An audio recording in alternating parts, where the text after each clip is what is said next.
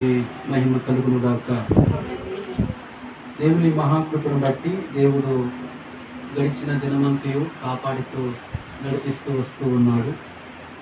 మహోన్నతమైన దేవుని కృపను బట్టి దేవుడు ఈరోజు నిజముగా మన ఆశలు ఎంతవరకు నెరవేరుస్తూ బలపరుస్తూ వస్తూ ఉన్నాడు. పిల్లల ఏది ఏమైనప్పటికీ కూడా మహోన్నతమైన దేవుని కృపే చాలా గొప్పది.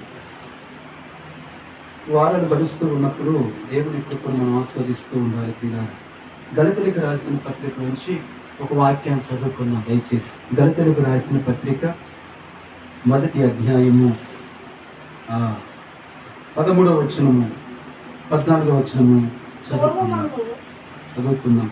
పూర్వమందు యూదా మతస్థుడినై ఉన్నప్పుడు నేను దేవుని సంఘమును అపరిమితముగా హింసించి నాశనము చేయుచు నా పితరుల పారంపర్యాచారమందు విశేష ఆసక్తి గలవాడనై నా స్వజాతీయులలో నా సమాన వయస్కులైన అనేకుల కంటే యూదుల మతములో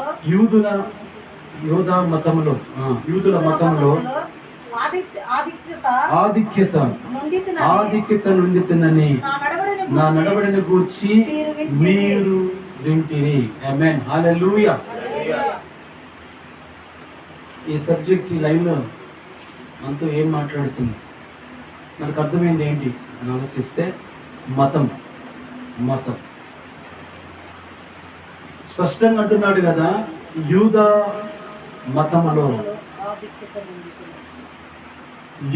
మతములో పౌలు గారు సౌలుగా ఉన్నప్పుడు ఆధిక్యత దొరికిందట. గమనించండి మాట ఒకసారి ప్రియులారా. యూదా మతం విషయంలో అధికమైన ఆసక్తి గలవాడనై అన్నాడండి. మతం వేరు, క్రైస్తవ్యం వేరు.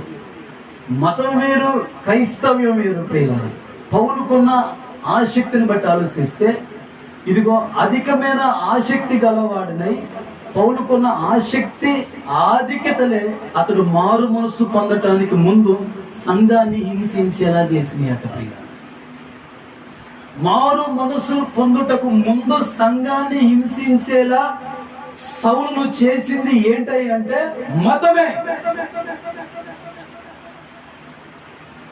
మతములో ప్రావీణ్యత కలిగి ఉన్నాడు, మతములో నిష్ఠ కలిగి ఉన్నాడు. ప్రియులారా, స్పష్టంగా రాయబడింది.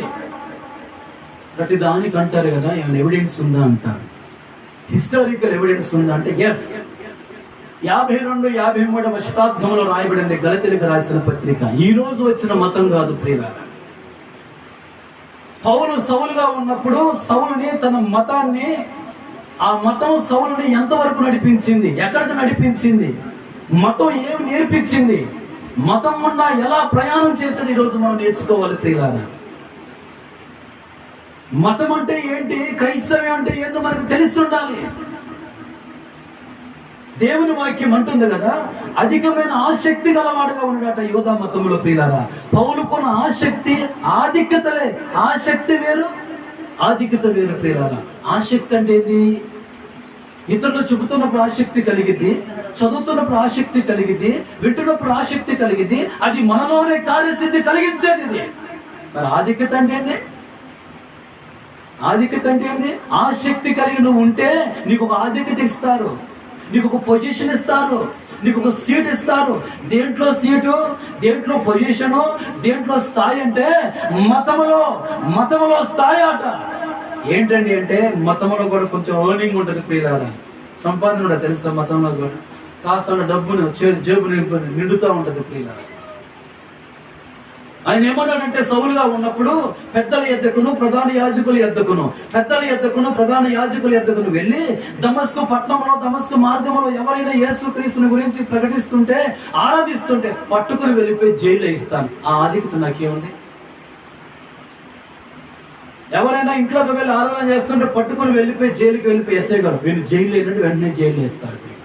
నువ్వు నేను వెళ్ళిపోయి ఒక దొంగను పట్టుకుని ఎస్ఐ గారు వీళ్ళు జైలు లేనంటే వెంటనే వేస్తారా? కేసు రాయాలంటారు, కేసు ఫైల్ కావాలంటారు, వాడిని ఇంటర్గేషన్ చేయాలంటారు, ఎంక్వైరీ చేయాలంటారు, ఆ తర్వాత వాడిని శిక్షించాలంటారు, ఆ తర్వాత తీసుకువెళ్ళిపోయి జైలు వేయాలంటారు. నీ మాట నా మాట వినని ప్రభుత్వము ఈరోజు సౌలు మాట వింటుందంటే సౌలుకి యూదా మతములో ఆధిక్యత ఉన్నది. యూదా మతములో మత నిష్ఠ కలిగి ఉన్నాడు, మత ప్రావీణ్యత కలిగి ఉన్నాడు ప్రియులారా. ఇప్పుడు కాదు అప్పుడు కాదండి, బాల్యము నుంచి అంటున్నాడు ప్రియులారా, బాల్యము నుండి అని అంటాడు. దేవుని వాక్యాన్ని పరిశీలనగా చదువుకుందాం ఒకసారి. గమనించండి ప్రియులారా, యూదా మతములో ఆధిక్యత నొందిన పౌలు గారు అంటాడు, అపోస్తుల కార్యములు చూడండి ఒకసారి. అపోస్తుల కార్యములు 26వ అధ్యాయము. అపోస్తుల కార్యములు 26 అధ్యాయము 5వ వచనం చదవండి. వారు మొదటి నుండి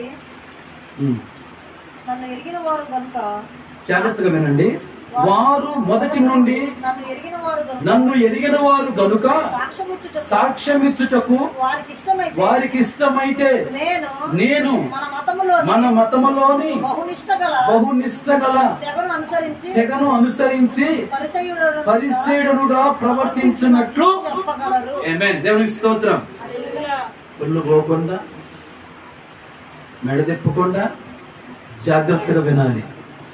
ఇది నీ కొరికే అని నువ్వు అనుకోక మునిపే ఇది నీ కొరికే అని నేను చెప్పగలుగుతాను ఈరోజు ప్రియుల. 26వ అధ్యాయం 5వ వచనంలో రాయబడిన మాట ఏంటంటే, మొదటి నుండి నన్ను ఎదిగిన వారు. మొదటి నుండి అంటే మతములో ఉన్నప్పటి నుండి కాదు, బాల్యము నుండి. బాల్యము నుండి మీకు చూపిస్తాను ఆ మాట కూడా తర్వాత. చూడండి ప్రియులారా, చూడండి అక్కడ 5వ వచనంలో, వారు మొదటి నుండి నన్ను ఎరిగిన వారు కనుక సాక్ష్యం ఇచ్చుటకు వారికి ఇష్టమైతే. అర్థమైందండి? నేను మన మతములో ఎంత నిష్ట కలిగి ఉన్నానో వారిని అడగండి, వారిని అడగండి, వారు చెబుతారు. నేను సౌలుగా ఉన్నప్పుడు, క్రీస్తుని సంపూర్ణంగా ఎరగనప్పుడు, క్రీస్తుతో సహవాసం చేయనప్పుడు మన మతములో నిష్ట కలిగి ఎంతున్నానో వారిని అడగండి, చెబుతారు. నా గురించి చెబుతారు వాళ్ళు. ఇది ఒక పాయింట్ మీరు బాగా ఆలోచించండి ప్రియ. బహునిష్ట గల తెగను అనుసరించి పరిశీలుగా ప్రవర్తించి నట్లు చెప్పగలరు. యూదా మతములో మతాన్ని అనుసరించే వ్యక్తి ఎవరైనా ఉన్నారంటే అతడు పరిశీడే. పరిశీడు ఎటువంటి వాడండి? ఇద్దరు మనుషులు దేవాలయంలో ప్రార్థన చేయడానికి వెళ్ళాడు. ఒక మనిషి పేరు సుంకరి, రెండో మనిషి పేరు పరిసేయుడు. సుంకరి దూరంగా నిలబడి ఆకాశం వైపు కళ్ళెత్తుటకైనా ధైర్యం సరిపోక, దేవా పాపిని నన్ను కరుణించుము అన్నాడండి రొమ్ము కొట్టుకుంటూ. పరిసేయుడు ఏమన్నాడండి? పరిసేయుడు ఏమని ప్రార్థన చేసిండు? నేను చోరుల వలనను అన్యాయస్తులను కాదు, నేను దొంగను కాదు, నేను వ్యభిచారుని కాదు, ఇతరుల వల్ల కాదు, నా వెనక ఉన్న సొంకర్ లాంటి వాడిని కాదు, వారానికి 2 సార్లు ఉపవాసం ఉంటాను, దశంభాగం ఇస్తానని గొప్పగా చెప్పాడు. సుంకరి ఏమని ప్రార్థన చేసిందంటే, పాపిని నన్ను కరుణించము. ఆకాశం కన్నెత్తిన ధైర్యం సరిపోక పాపిని నన్ను కరుణించము. He realized that. గమనించని మాటలు ప్రియులారా, దేవుడు అంటున్నాడు కదా, అతని కంటే ఇతడే నీతిమంతుడిగా ఎంచబడ్డాడు అన్నాడు. తన్ను తాను తగ్గించుకున్నవాడు హెచ్చించబడును, తన్ను తాను హెచ్చించుకున్నవాడు తగ్గించబడును రాయబడదంటే పరిసేయుడికి తగ్గింపు స్వభావం లేదు. పరిసేయుడు ఎప్పుడు తగ్గించుకోడు. ఎందుకంటే మతనిష్ట కలిగిన వాడు, మతనిష్ట కలిగిన వాడు మతములో ఉన్నాడు. ప్రియులారా ఆలోచించండి, ఎంత ప్రమాదమో మీకు చెబుతాను ప్రియులారా. దళితులకు రాసిన పత్రిక 1వ అధ్యాయము 13 లేక 14వ వచనం చదవండి ఒకసారి. 14వ వచనం గలతీ పత్రిక చదవమ్మా. నా పితరుల పారంపర్యాచారమందు విశేషాశక్తి గలవాడనై నా స్వజాతీయులలో నా సమాన వయస్కులైన అనేకుల కంటే.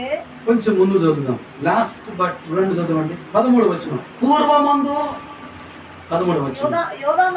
పూర్వమందు యోధా మతస్థుడినై ఉన్నప్పుడు నేను దేవుని నేను సంఘమును దేవుని సంఘమును అపరిమితముగా హింసించి మతములో ఉన్నప్పుడు సంఘాన్ని హింసించడం ఏంటి? మతములో ఉన్నప్పుడు సంఘాన్ని నాశనం చేయటం ఏంటి? మతములో ఉన్నప్పుడు సంఘానికి మేలుకరం ఉండాలా, కీడుకరం ఉండాలా? మీరు చెప్పండి ప్రియులారా. క్రైస్తవ మతంలో నువ్వు ఉన్నప్పుడు మేలుకరం ఉండాలా, కీడుకరం ఉండాలా? లాభకరం ఉండాలా, నష్టకరం ఉండాలా? చెప్పండి. నువ్వు నష్టకరం ఎందుకున్నావు? నువ్వు కీడుకరం ఎందుకున్నావు? నీవు ధర్మశాస్త్రం వలనైన నీతిలో ఉన్నావు గాని క్రీస్తు వలనైన క్రీస్తు నందు విశ్వాసం వలనైన నీతిలో లేవు. నువ్వు ధర్మశాస్త్రం వలనైన నీతిలో ఉన్నావు గాని క్రీస్తు నందు విశ్వాసములో నీతి గలవాడు లేవు. నువ్వు ధర్మశాస్త్రం వలనే ఉంది, క్రీస్తు నందు విశ్వాసం వలనే ఉంది. ప్రియులారా, ధర్మశాస్త్రము మతానికి సంబంధించినది, క్రీస్తు నందు విశ్వాసం అనేది మతానికి సంబంధించింది కాదు. ప్రియులారా, ఆలోచించండి. Be careful to listen the word of God.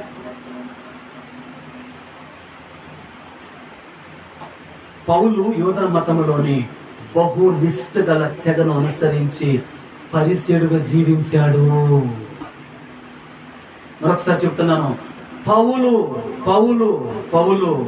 పౌలు ఎలా జీవించాడంటే యూదా మతములో బహు నిష్ఠ గలవాడే, నిష్ఠ గల తెగను అనుసరించి పరిసేడుగా జీవించిండు. ప్రియులారా, ఆలోచించండి.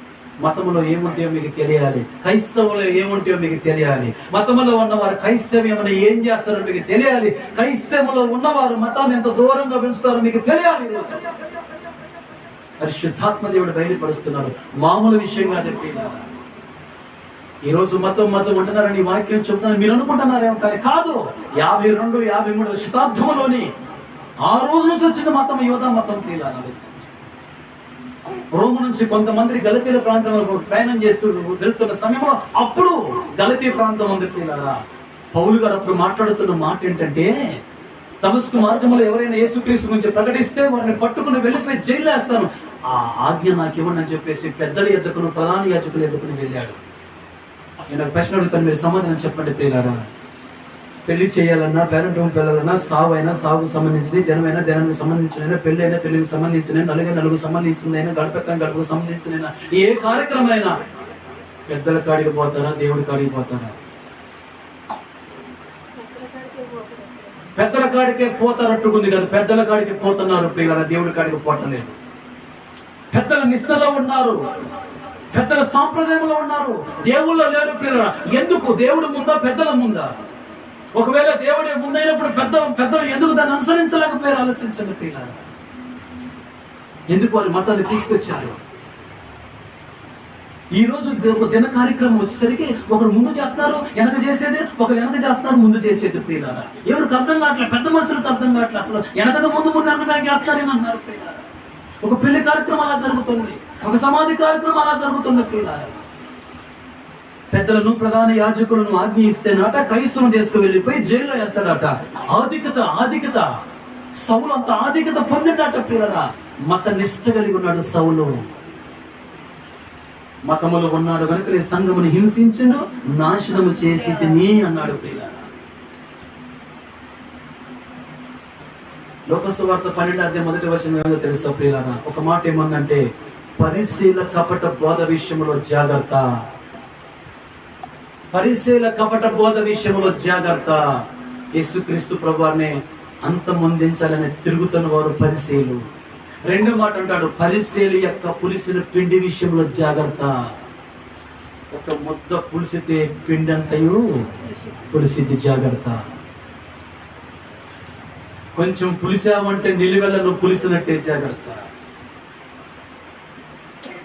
మత్తయి సువార్త 15:2 పెద్దల సాంప్రదాయం అంటే మోషే ధర్మశాస్త్రానికి యోధా మత పండితులు ఇచ్చుచున్న వివరణ. ప్రియులారా, ధర్మశాస్త్రం ఉన్నప్పుడు యోధా మత పండితులు, నాయకులు కూడా ఒక వివరణ ఇస్తున్నారట. చదవండి.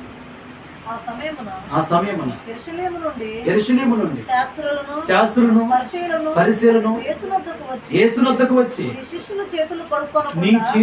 నీ శిష్యులు చేతులు కడుక్కొనకుండా భోజనము చేయుచున్నారే. నేను చేతులు కడుక్కోకుండా భోజనం చేస్తాను, నీకేంటి బాధ? నేను కాళ్ళు కడుక్కోకుండా ఇంట్లో పోతాను, నీకేంటి బాధ? చేతులు కడుక్కోకుండా భోజనం చేస్తే మురికంతా కడుపులో పోయిద్దన్న బాధ కాదు, కానీ ఆచారం ఇది. కాళ్ళు కడుక్కోకుండా ఇంట్లోకి వెళితే ఏదో దయ్యమో దూలో ఇంట్లో పోయిన ఆలోచన కాదు, కానీ ఆచారం ఇది ప్రియులారా. పౌలు గారి గురించి ఆలోచిస్తే సున్నతి పొందిన వాడిని అంటాడు, ఇది ఆచారమే. బెన్యామీను గోత్రములో ఉన్నానంటాడు. నీ పేరు చెప్పు నాయనా, మీ నాన్నగారి పేరు చెప్పు, మీ తాతగారి పేరు చెప్పు అంటే ఎమ్మటైన గోత్రం చెప్తాడు. బెన్యామీను గోత్రంలో ఉన్నాడు పౌలు గారు కూడా. ఇది ఒక ఆచారమే. ఇశ్రాయేలు వాడును ఆ శక్తి విషయంలో సంఘాన్ని హింసిస్తున్నాను. పౌలా, సౌలా, ఎన్ని గుణాలు నీలో ఉన్నవి. హెబ్రుడనే, ఇశ్రాయేలుడనే, బెన్యామీను గోత్రమే, సున్నతి కలిగాను అని యేసుక్రీస్తు ప్రభువారు ధర్మశాస్త్రం చెప్పిన ప్రకారంగా 8వ రోజున పుట్టిన తర్వాత 8వ రోజున ఏ మగ పిల్లవాడికైనా సున్నతి చేస్తాడు. ఇది ఆచారం. ఇది ఆచారం. ఇది క్రైస్తవ్యము కాదు. కొత్త నిబంధనలు ఎవరు సున్నతి చేసుకోలేదు ప్రియులారా. స్థాపించడానికి వచ్చింది దేవుడు, పడగొట్టడానికి రాలేదు ప్రియులారా. అంటాడు కదా, ఏమంటాడో తెలుసో ప్రియులారా, ఏవేవి నాకు లాభకరములు అంటాడు. ఇప్పుడు చూడండి ప్రియులారా, యూదా మతములో అంత ఆధిక్యత నొందిన వాడంటే ఎన్ని లాభాలు ఉండాలి ప్రియులారా. ఎంత ఆధిక్యత ప్రియులారా. ఎంత స్టేజ్ అరేంజ్ చేసి ఈ స్టేజ్ లో కూర్చోబాబంటే ఎంత స్టేజ్ అక్కడ యూదా మతస్థులు ఇచ్చారు ప్రియులారా. ఇప్పుడు అంటాడు కదా, ఏవేవి నాకు లాభకరములో వాటిని పెంటతో సమానముగా ఎంచుకున్నాను అంటాడు ప్రియులారా. నీకు చెప్తాను మాట. సౌలుగా ఉన్నప్పుడు ఎలా జీవించాడు ప్రియులారా. సౌలుగా ఉన్నప్పుడు ఎలా జీవించిందంటే, పెద్దల సాంప్రదాయం అంటే మోషే ధర్మశాస్త్రం, యోధా మత పండితులు ఇస్తున్న వివరణ ప్రియులారా. కడుక్కోవటం అనేది వారు ఒక మత సంబంధమైన తంతుగా ఎంచారు ప్రియులారా. కడుక్కుంటే మురికిపోయితేనే కాదు, వారికి తెలియదా మురికిపోయితేనే, శిష్యుడికి తెలియదా చేతులు కడుక్కుని భోజనం చేయాలని. హృదయమే శుద్ధిగా లేనప్పుడు నువ్వు ఏ సోపుతో చేతులు కడిగితే, హృదయంలోనికి దేవుడు రానప్పుడు నువ్వెంత శుద్ధిగా ఉంచితే. దళితులకు రాసిన పత్రిక అక్కడ మీరు నుండి 1వ అధ్యాయం 15వ వచనం ప్రియులారా. దళితులకు రాసిన పత్రిక 1వ అధ్యాయము 15వ వచనం. అయినను తల్లి గర్భమునందు పడినది మొదలుకొని నన్ను ప్రత్యేకపరిచి తన కృపచేత నన్ను పిలిచిన దేవుడు, నేను అన్ని జనులలో తన కుమారుని ప్రకటింపవాలనని ఇప్పుడు దమస్కు మార్గంలో వెళుతున్నాడు పత్రికలు తీసుకుని సంఘాన్ని హింసించటానికి. ఎవరైతే సంఘాన్ని బాగా హింసిస్తారో వారు పట్టుబడతారో, ఎవరైతే సంఘానికి కీడు చేస్తారో వారు కళ్ళల పొరలు రాలిపోయే వరకు దేవుడు విడిచిపెట్టాడు ప్రియులారా. సౌలు యొక్క కళ్ళలను పొరలు రాలిపోయేంత వరకు దర్శించి సౌలుతో ఉన్నవారు కూడా గిలగిలగల తిరిగి ఆ మహా వెలుగు ప్రకాశము తట్టుకోలేక కింద పడిపోయారు ప్రియులారా. ఆ వెలుగును అందరూ చూస్తున్నారు, సూర్యుని కంటే తేజవంతమైన వెలుగును చూస్తూనే ఉన్నారు. కానీ దేవుడు సౌలుతో మాట్లాడుతూనే ఉన్నాడు, సౌలు దేవునితో మాట్లాడుతూనే ఉన్నాడు ప్రియులారా. సౌలు అంటున్నాడు, నువ్వు ఎవడో ప్రభు అంటున్నాడు. దేవుడు అంటున్నాడు, నువ్వు హింసిస్తున్న క్రీస్తుని నేనే అంటున్నాడు. కానీ పక్కన సౌలుతో ఉన్న వారికి ఎవరికి స్వరం వినబడట్లేదు ప్రియులారా. సౌల, ముళ్ళుకొలను నువ్వు తల్లుతావా? నువ్వు సూర్యుని చేతిలోనే, సూర్యుని తలలోనే నువ్వు కాళ్ళు పెడతావా?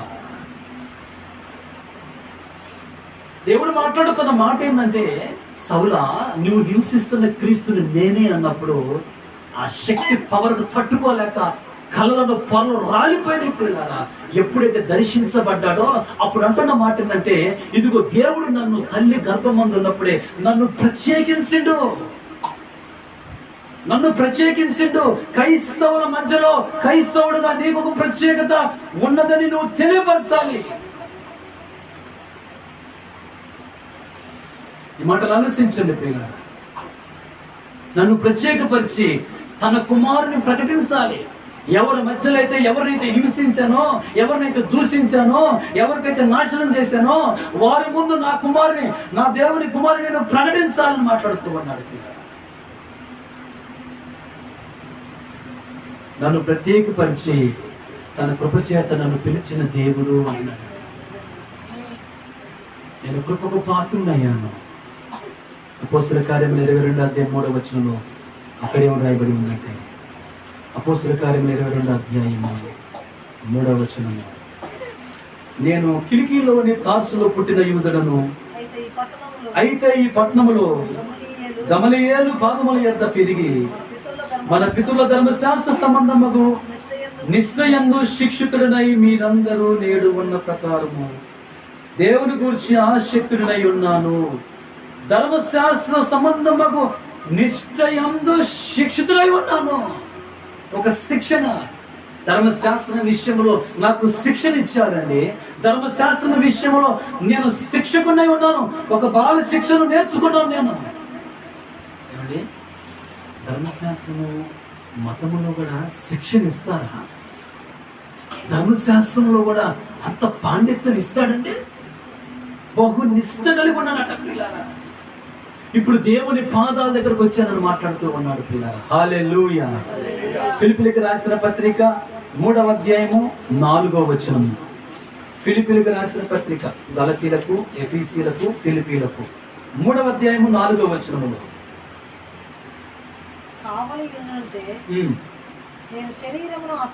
కావాలంటే నేను శరీరమును ఆస్పదము చేసుకుని వచ్చును. మరి ఎవడైనా శరీరమును ఆస్పదము చేసుకోగలిసిన ఎలా నేను మరి ఎక్కువగా చేసుకునవచ్చును. కొన్నిసార్లు అనిపిస్తూ ఉంటుంది కదా, బయటకు వచ్చి మన గమని ఎక్కడికి వచ్చేసి మనం చూసేసరికి కొన్ని మాసాలలో ఏం జరిగిందంటే దేశమంతయు కూడా వెలుగుల చేత నింపబడింది. ఆ రోజు వచ్చింది. వెలుగుల చేత నింపబడ్డప్పుడు వెంటనే మన మనస్సు వెంటనే తిలకించిందంటే ఏమైపోయిందంటే, అరే వై అందరూ వెలుగుల చేత నింపబడి వెలిగించబడ్డారేంద్ర, మన ఇంట్లో వెలుగు లేదేంట్రా బాబు, మన ఇల్లు చీకటిగా ఉందేంద్ర. దేవుని వాక్యం అంటుంది వెలుగు చీకటిలో ప్రకాశించుతున్నది కానీ చీకటి దాన్ని గ్రహింపకుండా రాయబడ్డది. వెంటనే మనం ఏం చేస్తాం, ఒక వెలుగును తీసుకొచ్చి దీపం ఇంటి ముందు పెడతాం, దాని స్వరూపాన్ని మార్చేస్తాం ప్రియులారా. వారు ఏం చేస్తారంటే వచ్చేసి నూరేసి వెలిగించారు. మనం ఏం చేద్దామంటే తీసుకొచ్చి యేసుప్రభువు చేసిన ఆలయం దగ్గర వెలిగిస్తారు కదా, ఒక ఒత్తి వెలిగిస్తాం. దాని రూపాన్ని మార్చేస్తున్నాం. వెలుగు వెలిగే కదా ప్రియులారా. శరీర సంబంధమైన విషయంలో అందరూ బాగా చేస్తే నేను మరి ఎక్కువగా చేయగలుగుతాను, నేను మరి ఎక్కువగా చేయగలుగుతాను.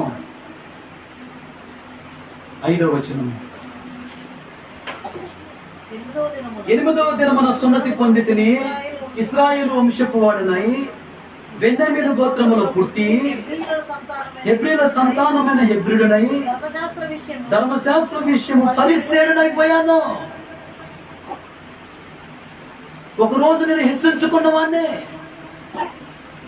ఒకరోజు నాలో హెచ్చింపు స్వభావం ఉంది, ఒకరోజు నాకు గోత్రం కావాలని పరుగులు తీశాను. అబ్రహాము సంతానం ఇశ్రాయేలు వంశపు వాడిగా ఉన్నాననుకున్నాను, హెబ్రీయుడుగా ఉండాలనుకున్నాను, సున్నతి కావాలనుకున్నాను, పరిశీలన అయిపోయాను. ఆత్మ విషయము సంఘమును హింసించేవాడనై ధర్మశాస్త్రము వలనే నీతి విషయము అనిందుడినై ఉంటిని. నా మతమును అంటే ఒప్పుకోను, నా ధర్మశాస్త్రం అంటే ఒప్పుకోను. ఎవరైనా నిందేస్తే నేను ఒప్పుకోను. అసలు అనిందుడును, నింద లేకుండా నేను మత ప్రవిష్టునిగా ఉన్నాను. నేను నా మతం అంటే ఏంటో తెలుసా? అనిందుడనై ఉంటిని, అయినను ఏవేవి నాకు లాభకరములు అని మాట్లాడుతూ ఉన్నాడు. హల్లెలూయా. మతము బ్రతికించదో, మతము నిత్య జీవం ఇవ్వదో ప్రియులారా, ఆలోచించండి ఒకసారి. 8వ రోజు సున్నతి పొందాను, ఇశ్రాయేలు జాతి వాకునయ్యాను, బెన్యామీను గోత్రము సంతానములో హెబ్రీని అయిపోయాను, ధర్మశాస్త్ర విషయంలో పరిశీలన అయిపోయాను, ఆసక్తి విషయంలో క్రైస్తవ సంఘాన్ని హింసించాను. నువ్వు ధర్మశాస్త్రం కలిగిన వాడివైతే సంఘాన్ని హింసించటమే. ధర్మశాస్త్రంలో ఉన్న నీతి న్యాయాల విషయంలో నిందకు చోటివ్వని వాడిని, ఇటు క్రైస్తవ్యమే గాని ఇటు నిందవటానికి ఇష్టపడట్లేదు. ఇటు క్రైస్తవ్యమే గాని ఇటు దీపాలు వెలిగిస్తూ ఉన్నాను. ఇటు క్రైస్తవ్యమే గాని ఇటు క్రైస్తవ్యాన్ని ఎక్కరిస్తున్నాను. ఇటు క్రైస్తవ్యమే గాని ఇటు క్రైస్తవాన్ని హింసిస్తూ ఉన్నాను. ఇటు క్రైస్తవ్యమే గాని ఇటు క్రైస్తవకు మూల రాయిగా ఉండవలసిన నేను ఇదిగో క్రైస్తవ్యం మీద రాళ్ళు విసురుతున్నాను.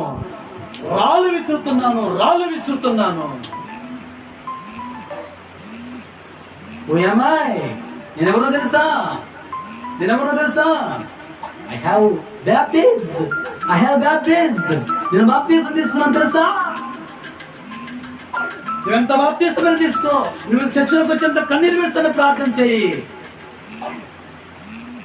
ధర్మశాస్త్ర సంబంధమైన నీతిని విడిచిపెట్టకపోతే నువ్వు మత ఆచారంలో ఉన్నట్టే. నీ ఇంటి ముందు నీ దీపం వెలిగించాల్సిన అవసరమా? ఎంతవరకు మగ్గిపోతారు దేవుని వాక్యం మాట్లాడుతుంది. గమనించని మాటలకి ఇలా ఆలోచించండి.